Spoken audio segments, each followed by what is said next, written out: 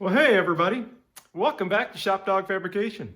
So we just did a video right on where all you can find your leaks on your either 904 or 727. Mine's a 904. 727 is very similar, so there's probably not a lot of differences in them as far as the leak locations.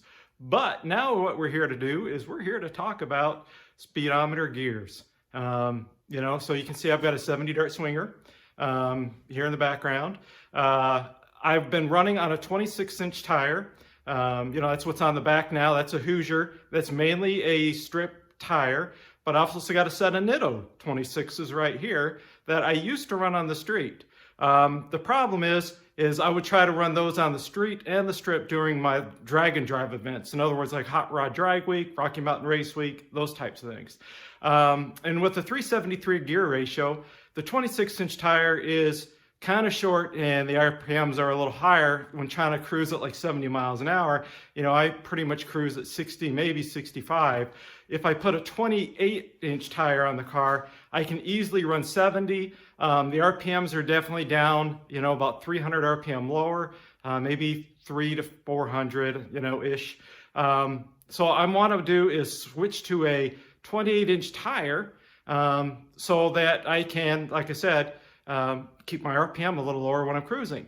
Now, if you make a tire size change, or a gear ratio change, like I've done, like I said, I'm running a 373 and a 26-inch tall tire, it will throw your speedometer accuracy off. Right now, with my gearing and the original Speedo gear that was in the car, with the 318 and the little 14-inch bias plies or whatever it came with back then, it's got to be like 25 to 30 miles per hour off. And I've been going by the tach to figure out my RPM or my speed, based on holding my phone up, trying to go, okay, if I'm doing X amount of mile per hour, this is my speed. So what you need to do is we need to get into the transmission here, and I'll show you how to make a change. Now, you do not need to have your transmission pulled out to do this. You can do it on the car, underneath it with some jack stands under the car for safety.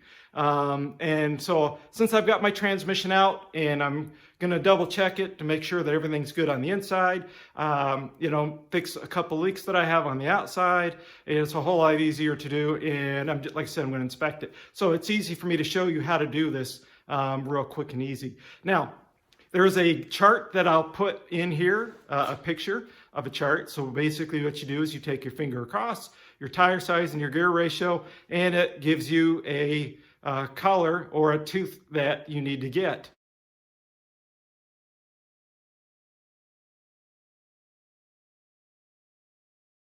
And on the 904s and 727s, it looks like this.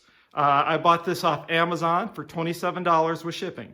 So this basically comes with an O-ring to put in the housing to replace the one that's there, because if it's been in there for like 20 years, or whatever, chances are when you pull it out, it's going to probably crack, it's going to be hard and brittle. When you probably put it back in, it's probably going to create a leak. Or if it's not leaking now, at least you'll get an O-ring to replace it when you put the new one in. So let me set up the camera here. I'll show you how to remove the housing, how to put this one in, how to basically put it back on, and then, you're good to go.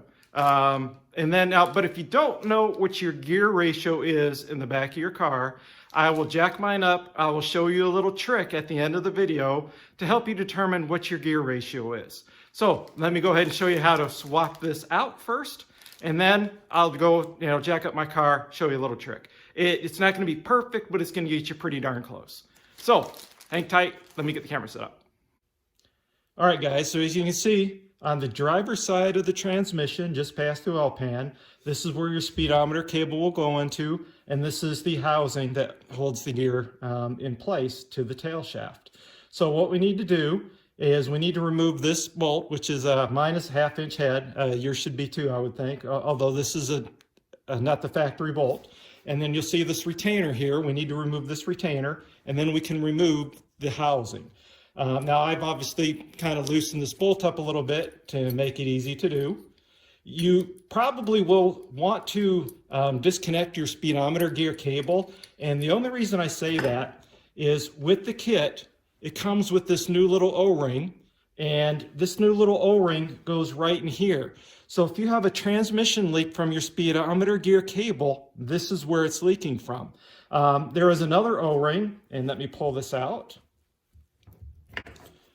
There is another O-ring right here, and this also comes in the kit that I ordered. So it comes with the O-ring that goes here on the housing, and it also comes with this little grommet or O-ring that will go inside this end of the housing. Obviously this transmission, I have not replaced this one before, so this is the original, 40, 50-year-old seal that's in there. Chances are this is also probably causing one of my transmission leaks. Now, this is the factory speedometer gear that it came with. And you can see, this is the one I'm putting in. You can see there's quite a difference here in the number of teeth and the size. So, like I said, I'm going from running, probably a 14-inch, like 195 tire back in the day, right, to a 28-inch tire, which is probably, theirs was probably a 24, 25-inch tire, maybe 26-inch. I'm going up to a 28. And like I said, with my 26s, even with this one, it was still, the mile per hour is like 15 to 20 mile per hour off. So that's why I'm going to this one, which is a 35 tooth with my 373 gears and going to a 28-inch tire. Like I said, refer to that chart. You can Google it and pull them up, or you can, go back to see the chart that I put in there, and pause the video. So really all you need to do is, I'm not going to go ahead and replace my seals just yet, because I am going to pull my transmission apart. So I'm going to wait to do that. But basically all you do is pop the new one in, slip it back in here. Now the key is, these markings, right, that you saw. The reason I say the markings is, you can see the retainer has the bends in them. You want that retainer to hold that in place and lock it from spinning as well. So now I've got it in, so my retainer is in place. Now I can put the screw back in.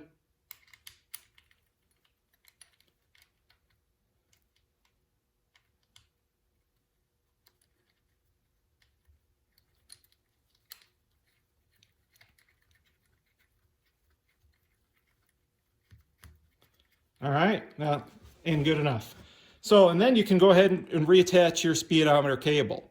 The one thing I would recommend doing as well, just to prevent any leaks, is use like a thread sealant on the speedometer here as well, just to make sure, to prevent any leaks. It's just something I'm going to do.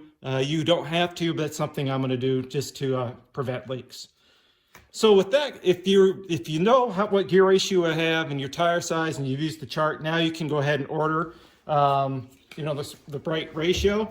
Mine came from a company called Speedometer Gear .store. Like I said, this is the one I ordered off Amazon. It was $27 plus shipping for this.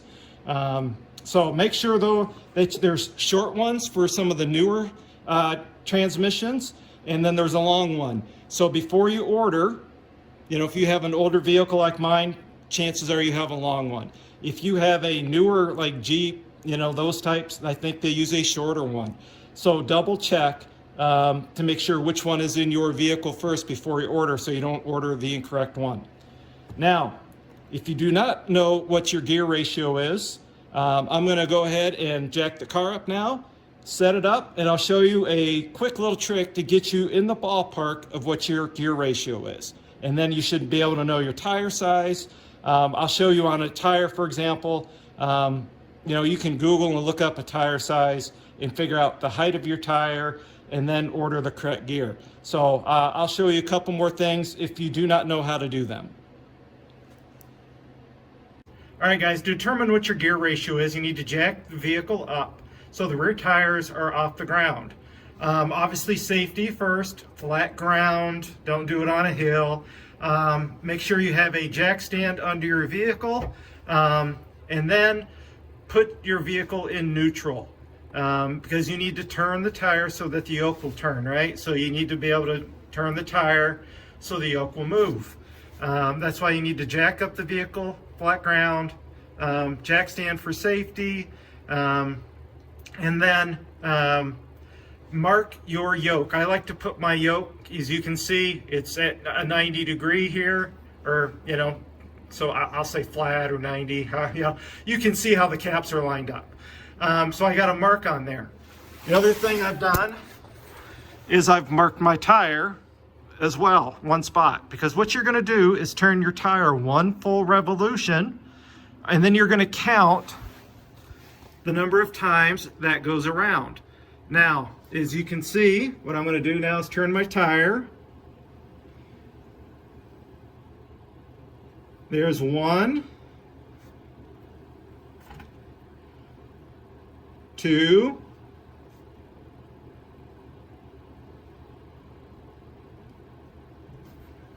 3 revolutions of that, and now my tire is straight back up and down. So I am running, as you can see, like a 373, because that has gone around 3/4 of a turn. All right, if it would have gone all the way this way, you know, that would be a 4.00 or 410 type of ratio. But since it went 3/4 of the way around for the 4th time, you know, basically I'm running a 373 gear ratio. So you turn the tire one full revolution, right? There's my mark. You turn it one full revolution, and while you're doing the revolution, you're looking, it's kind of hard to show them both, guys, but you're basically turning the tire one full revolution, right? Until this comes all the way back around, and you're counting the number of times that turns until you get to your one full tire revolution, okay? And then that's why I say it gives you a good estimate of where you're at. So that's how you determine your gear ratio. Now, what I'm doing here is the Nitto tire, and you can see it's a 275, 50, 15. Now, this doesn't tell you that it's a 26-inch tire, but you can Google this and pull it up on like Jags or some website, or, you know, Discount Tire or Tire Rack or whomever, and they will typically tell you what the tire height is, okay? If it's a 26-inch, if it's 26.5, if it's 27.1, whatever, you know, they will tell you that height of that tire. So what I'll do is I'll go ahead, and you can see here, like I said, it's a 275, 50, 15. I will go ahead and like Google Jags or Summit. I will put a picture in there, and you can see what I mean about the tire diameter of what it is. That's the easiest way to really check it, other than getting a tape measure out and actually measuring the tire. But if you're ordering tires and you don't know what the diameter is, you know, that's the best way to do it, is to pull the tire size up based on the manufacturer and see what they say the tire diameter is, so that way you can order your correct gear.